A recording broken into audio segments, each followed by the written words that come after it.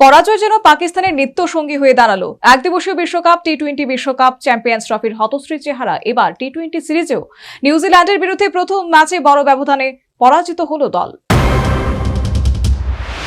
ক্রমশ অস্থি চর্মসার হচ্ছে পাকিস্তান ক্রিকেট। কিছুতেই ঘুষছে না দলের বেহাল দশা। পাক ক্রিকেট বোর্ড হাকডাক হংকার দিয়ে অধিনায়ক পরিবর্তন করলেও পরাজয়ের ট্রেডিশন বদলাতে পারেনি।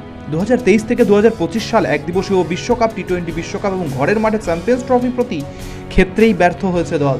এবার ঘুরে দাঁড়ানোর জন্য নতুন অধিনায়ক নিয়োগ করেছিল পাল তোলার ক্ষেত্রে, কিন্তু সেখানেও পরিলক্ষিত হলো চরম বিমর্ষতার ছাপ।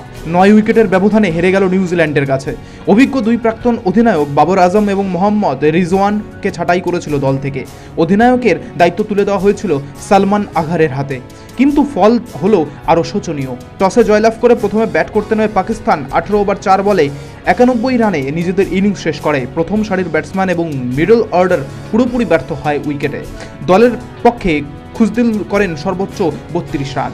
92 রানের লক্ষ্য তাড়া করতে গিয়ে অনায়াসে হার্ডলস পার করে নেয় নিউজিল্যান্ড। পতন ঘটে মাত্র একটি উইকেটের। 9 ওভার 5 বল বাকি থাকতেই বগল দাওয়া করে নেয় প্রথম ম্যাচ।